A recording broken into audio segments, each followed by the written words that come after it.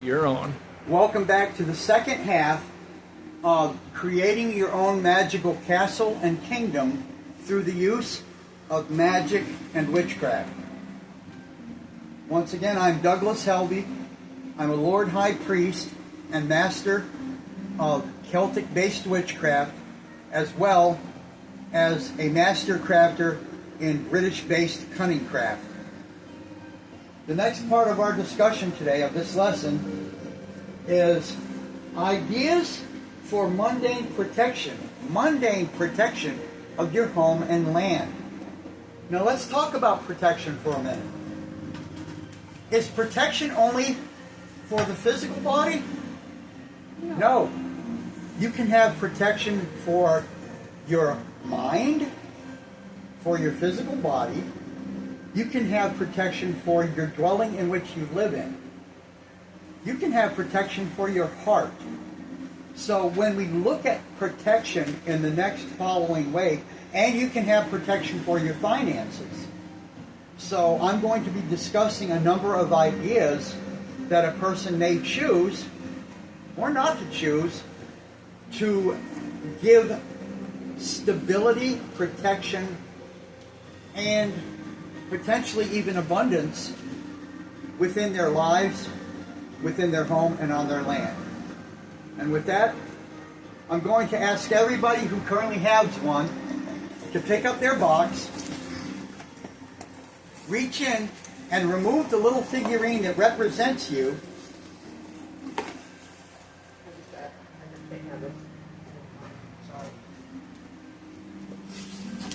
Take it out of the box for the moment. Okay. Obviously, this is very symbolic. What? He put his fireman in front of the camera. Oh. Obviously, there is a metaphor here, an idea. A lot of what happens in our magical community nowadays is people get caught up in certain ideas about not only their magic, but how to use it, or what to use when doing it. They get caught, or they get stuck inside their box. Part of what I'm going to be doing right now is to give ideas to people to how to get themselves out of that box that we all sometimes find ourselves confined inside of. So we're going to be talking about mundane ways to make your life better, more safer, more financially abundant, and so forth. A quick and easy one, well, sort of easy, and fairly well known, is to adopt, not buy from a pet store, adopt a dog. A dog of any particular breed. Doesn't have to be a special breed, it can be a mixed breed. But adopt a dog that can be a family member. Not even a pet, a family member. And through whatever means or opportunities you have, to train your dog to be a warning system for your home. When you're sleeping at night, when you're doing stuff in your house during the day. A lot of dogs end up not even need training for this, but they will bark when a stranger arrives on your land. So this is this one's really a no-brainer. Plus, adopting a dog from a shelter, from another person who no longer has the ability to take care of the dog, can be a very positive thing, not only for the protection of your home and your land, but it will give a four-footed furball another opportunity to stay in the world longer. So that's the first thing. Adopt a dog. No particular breed needs to be adopted. Choose any. Step two goes into the options of training. for your dog for security. The next step. Myself and my wife have actually done this particular thing, and we actually do feel safer now that we've done it. Shop around, purchase, rent, or in one shape or another, obtain some type of a audio-visual security system for your home and your land.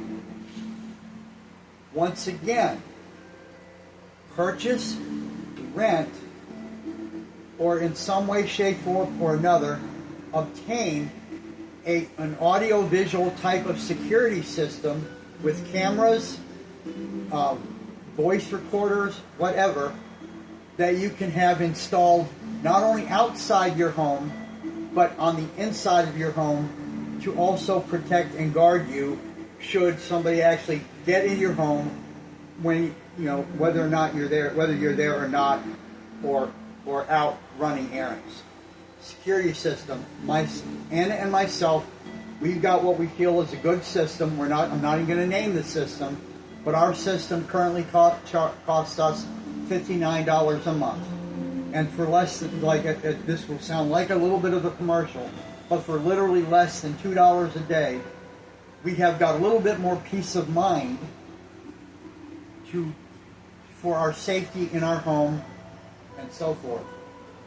Also, when you're out and about, if you've got the technical know-how or know who to contact, it's not a bad idea to put some kind of visual security system in your vehicle, so you can protect that when you're running around too.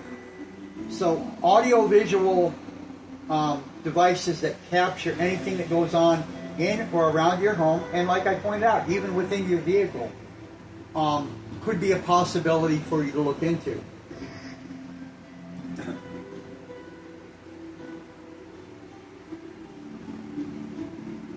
This next suggestion is obviously controversial, and I will point that out in advance. But I will keep this next part very short and sweet and to the point. For those of you adults out there, 18 years of age and older, or in some American states, 21 years of age and older, who choose of your own free will to do so, I do not make this this is not a, you must do this. This is a potential for you to choose on your own. Consider the idea of purchasing a firearm for protection of you and your family while you're on your land and in your home, and obviously especially when you sleep at night in case there is a break-in. Once again, I'm not telling you you need to do this or you should do this or not do it. I'm stating this as an option. This is like anything else. It's an option that some people watching this video might wish to consider. Now, in the spirit of that option, I will recommend, especially if you've had no training at all in the use of firearms, take a local concealed carry pistol course or similar courses that may be available either for free or for some level of cost in your hometown or your county. Once again, if you choose the firearm route, I do strongly recommend, if you have not had military training in firearms usage or law enforcement training in firearms usage, yes, I would strongly recommend taking some kind of firearms handling course.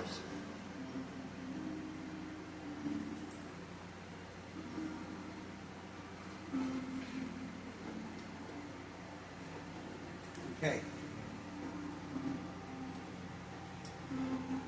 The next thing, I point this out because when I was involved, I was a member, when I was in the U.S. Navy, I was in the U.S. Navy for 20 years, and roughly about 2.5 years of that, I was a member of a combined Navy-Marine Corps counterterrorism unit that it didn't have a name. there wasn't, it didn't have a name, but we were a counterterrorism unit. And while attached to that unit, I learned a lot of course, security measures and things that people can hide behind or do in association with. If we had to go into a building, we had to keep an eye out for these other things. One thing with your home is if your home, especially right up close to your home, if you have a lot of tall shrubs or bushes that are especially in close proximity to any of your doorways around your house, no matter how much you might like them, you might want to consider either removing them completely or at least trim down the height of these bushes or shrubs so that an individual, a person, cannot hide behind them and reach out and attack you when you're going to go into your home. Now, if it's during the daytime, obviously you might pick up their presence easier. But especially this process, if it's after dark, shadowing can hide just about anyone, anything. So, at minimum, for the purpose of this video, I would suggest if you don't remove the ones closest to your doors completely, at least consider trimming them back or trimming them down so they're smaller and there's less opportunity for people to hide behind them. The ones that may not be close to your doors, you still might want to consider shortening them up because of the potential for somebody to still hide behind them, and it might take them longer to get to you, but there's still a potential for, it's what we would call in counterterrorism and or law enforcement, what's called being concealed by someone. So all of these are options you might want to entertain in making your home and surroundings a little bit more safer. From a pagan perspective, if you do choose to trim your shrubs down, your bushes, your shrubs, to make them smaller, it's an easy recommendation to speak to the shrubs, let them know this needs to be done, and offer and tell them, I'm going to give you an offering of water, of milk, a silver coin, but say, I need to do this for me to feel safer in my physical home, in my dwelling, and I will take what I cut down and use it for smudge branches, for kindling for fire. It will be wisely used. It won't be thrown in the trash.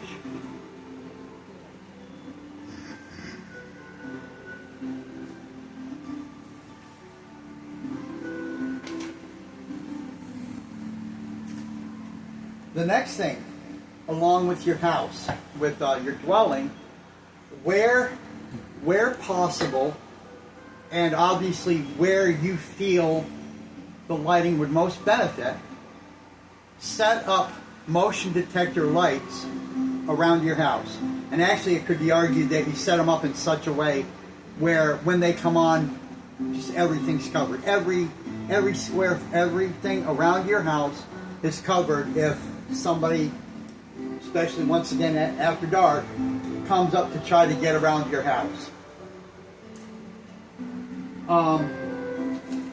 This can either be, this kind of hooking these things up can be done by you if you have the technical capability. If you don't, hire somebody that knows what they're doing with. This might be people that are involved in the placement of secure devices, but if you don't know how to do it yourself, don't let pride get in your way. Hire somebody to put these lights up, and it may be that same category for your security system. It may be something you want to get a professional to do. So we'll back up on the security system thing and say that too. Next step,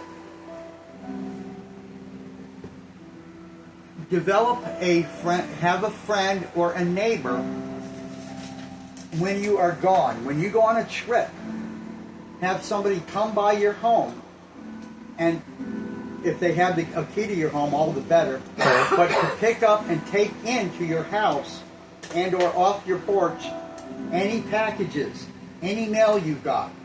Because to see boxes piled up, especially nowadays, when you have people that are what's called porch pirates, that will come around and steal your packages. Luckily, so far, where I and my wife Anna live, our front yard's fairly long, so somebody would really need to be tempted to do that.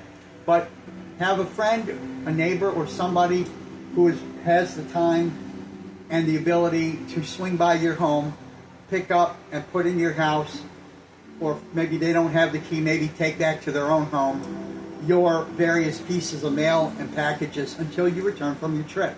Because piled up packages on a porch, yeah, PPP, is the best way to let people know you're not there. Another thing for those people who use the internet, do not put on in your Facebook posts, in your Instagram. Do not put in your Instagram, Facebook, and Twitter, X, whatever. Don't let the world know you're going to be gone. Don't let, when you come back, hey, we went on this awesome trip. Then put your pictures and, hey, had a great time, blah, blah, blah. Do not notify everybody in the world that your home is going to be unattended. It's in today's technical world, that's the worst thing you can do. It just says, hey people, okay, from 26 April to the 4th of May, come on over, I got all these really cool guitars, steal them out of my house. Whatever. Don't announce where you're going and how long you're going to be gone.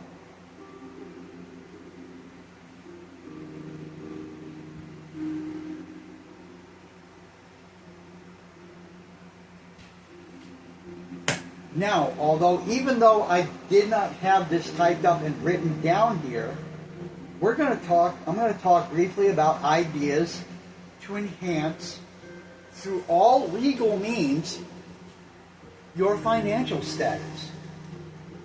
Doing things, making your money work better for you. Making your money work better for you. And this money aspect of things when I'm done with this, the class will be done, and we're at an hour and a half, which is really fun. And also, while I'm talking about this particular issue, if anybody in this class thinks of, what about this idea? You may not be seen in the film, but your voice will be heard. Yes. The shrubs around your home, you can also plant things that, like holly bushes, that will tear at your skin. Yeah. There are a fair number of shrubs that are thorny, or that you really have to be desperate to get through them. Yeah. Those are the kind of things you plant under your teenage daughter's window. All right then. Or Steve on the front porch with a 12 gauge will do just as good. Now, I don't have a lot of shrubs around my home or my doors coming in and out of the house, but I do have a problem parking my cars really close to the house and close together, which maybe I need to park them a little further out in the driveway, because by the time somebody's in between my cars and I see them, they're too close to the house, too close to me. So maybe I need to I hadn't park thought them about that. a Yeah. little further in the parking lot. Right. Because by the time they're there, I don't have time to pull my gun and be prepared. They're already there. So that's something I'm going to think about doing. Okay. Parking, looking at different ways to park to enhance your security. Not a bad idea. Okay, so ideas for financial enhancement, and this is going to be, a lot of this is really going to be like a couple of few word sentences, of course. Learn to buy used anything when it is appropriate for your situation. learn to buy used. Now there may be some products that, you can't buy used, but learn to buy used. Number 2, of course, in the spirit of that, learn where all of your local flea markets, thrift stores, and secondhand stores are, so you can do number 1, buy things used.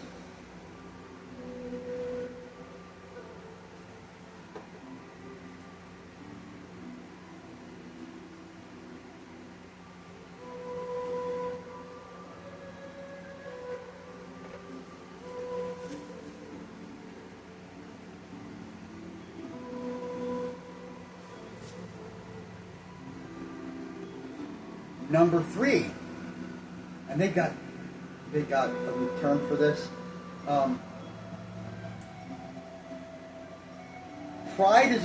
Personal pride is a good thing, but in the spirit of recycling, reusing, learn to stop off at people's yards where they've left things for curb pickup. Go through them. I have actually. I'm going to share a brief note. This wasn't a curb pickup. Many years ago, when my second wife, Catherine, was still alive and I lived in Atlanta, Georgia, I went to the two dumpsters that were associated with our apartment complex to take some trash there. I got there, and there were several boxes of these old wooden toys these were not mass produced. They looked like somebody literally made them by hand, like trains and cars. And there were boxes with old kids' lunch boxes in them. I'm looking at that like, why the hell? I mean, I was literally, why did somebody throw these out? I loaded them up in my car. Went back to tell Catherine, hey, I found all this stuff. In the Doraville area of Atlanta, Georgia, there were antique and thrift stores all over the place. I took those items. Literally, I drove one way down this main drive through Doraville, Georgia, to every. Actually, it ended up being more like antique stores versus quote secondhand shops. I took these 5 or 6 boxes with these items in it. When I was done selling them, I had somewhere between $500 and $600. That was finding something that somebody put at a dumpster. Now I'm not saying go quote dumpster diving, because frankly nowadays, a lot of the places that I'm not against it. Way back in the day, I did a little bit of it myself. But a lot of the places that will have community, you just can't, not allowed to do it anymore. But go through your curb pickups. Go through things. A lot of those people that put that stuff out there, they're not expecting you to take everything yourself. But, you'll go through, you'll find what you want. The next person goes through and find what you want. But here's where it gets interesting. Maybe you find something in there that they don't want, but down the road, you put it in your own yard sale. You're still saving, I don't always get on these tangents, but you're keeping that stuff from going in a trash can or in the dump. So embrace curbside pickup. So that's another thing. Embrace the idea, getting fancy with my words, also embrace the idea of going on, for instance, Facebook. You can sometimes find groups that one individual's not looking for money for something. They want to trade. I've got this thing to trade. Or you can do it amongst your friends. Go and talk to people. When we get back from England, I am looking at, I talked about this at a Bridgeton Town Hall meeting, I'm looking at trying to set up a monthly swap meet over here in Bridgeton for people to get together, lay out a blanket or put a table out, and here's items I want to get rid of, I want to trade. Am I going to worry if somebody's going to, maybe charge a little something for their, I don't care. But the idea is keep this stuff out of the landfills. So engage in swap meets. Go to yard sales, because a lot of times at a yard sale you can get something for like little of nothing. It's another way to save money. Also, here in New Bern, there is I don't remember the name of it off the top of my head, but I'm a member of it. Here in New Bern, they've got a Facebook group for free events.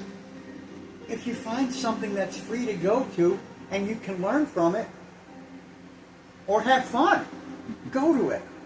Now, occasionally that event, it might say free, but they might have a donation jar out. Donate as your heart or your spirit tells you. So if you find there's events to go to for free, whether it's an entertainment event or whatever it is, a lot of times at your county I can't think about county farm offices, they will have classes on like certain planting this kind of thing, doing this kind of thing on your land. If it's not free, they're relatively inexpensive. So go to any free learning, any classes you can go to that learning that thing will enhance your life or save you money. Here is, and I'm going to round this out with the next thing, which I have not done yet, but I've worked internally on my own pride issues, and I have come to the conclusion that myself and my gods don't think there's anything wrong with this. Guess what? Learn to go to food banks when they have, I'm not saying, okay, let me clarify this. I'm not saying there's one in New Bern that it operates kind of, I think, round the clock or like 7 days a week. I'm not saying spend time at one of those. I'm being very clear about this. But when there's an event where there is food being given away, whether you get it for yourself or another magical or pagan friend who maybe doesn't, they have transportation issues. And I'm going to go on record, I don't care if this is even at a quote-unquote church. Even if your own life is blessed, this food that you might pick up, maybe there you go through it and you're like, okay, I've got this blessing of meat. I don't need this meat. I'm going to take it to my friend Sandy, who has her own home and land, but maybe food resources might not be that great. Sandy might be able to use it. Or guess what? If you want to use it, if our spiritual path finds a way to get us something via something else, don't knock it. As a matter of fact, I'm going to use a statement I used to hear when I was a kid, when my mother used to take us to the Salvation Army Church. I got to admit, I always thought it was funny. The Salvation Army, of all places, one of their earlier mission statements, I don't know if it's still the same nowadays, but one of their known mission statements early in their creation was, quote, "They will take money from the devil if it'll do God's work." In the spirit of, quote, that kind of mentality, if, because food prices are still, they're a little up there, but if you can go clear of conscience and have the desire to do so, when there's a local, they set it up, they're giving away meat, they're giving away canned goods, take advantage of it. Take advantage of it. A lot of times you can go and volunteer and work in those places and they'll give you a donation too. Oh, needless. Thank you for I didn't know that. I'm glad to know that because that's something I'm thinking about doing this summer. Thank you for that idea.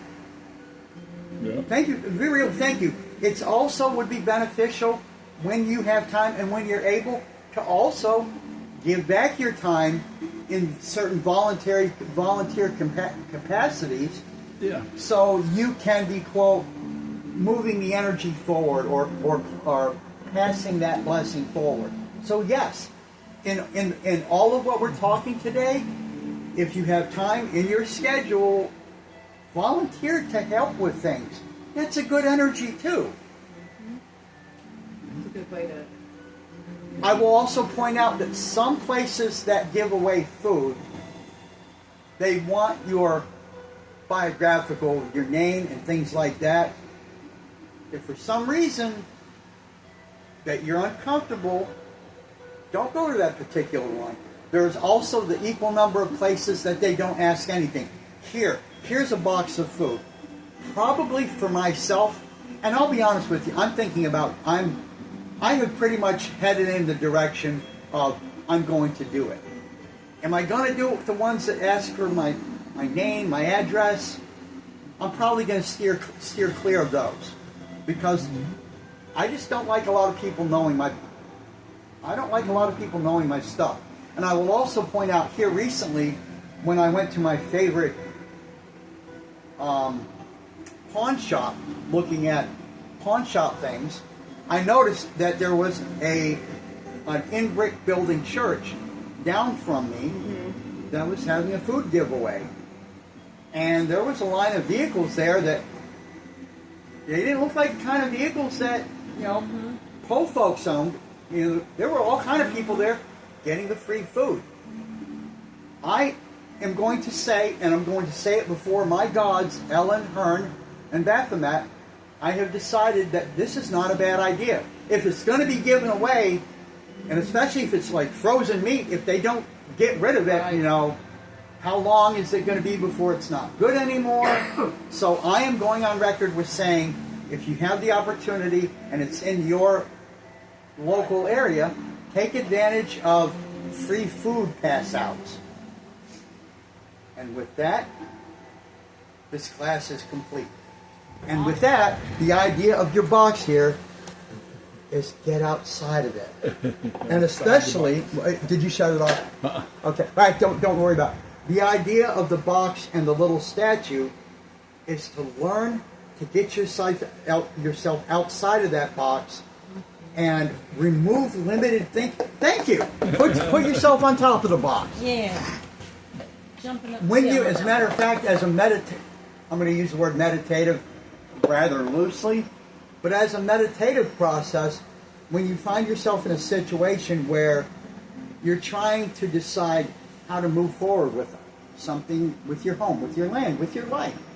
Now, of course, doing divination on it also is a good idea, but when you're working on that, deliberately, if you're stuck for symbolic reasons only, go ahead and take whatever little figurine you have at your home, go ahead and put it in the box, because putting it in the box gives you the visual of, okay, this is where I'm at. Now, what do I need to do to get outside of that box? So at least for a brief period of time, put your little figurine of yourself in your box, and it's a symbol of, okay, I'm in here now, but what techniques, what ideas, what things do I need to do to get myself out of the box? And it could be argued that you deliberately, for that particular issue, you leave yourself in the box until you at least come up with an idea what to try. And if you try that idea and it works, remove yourself out of the box. You can use the box for a particular issue. When you put yourself in there, it doesn't have to symbolically mean like, okay, my entire life is blocked up. You can use the box for a particular issue that you're working through. When you have solved the problem, I'm out of the box on that issue. And what I would do is I'd recommend keeping the box for future conundrums that you find yourself in. Class is complete now. Thank you. An hour and 45 minutes. Yay!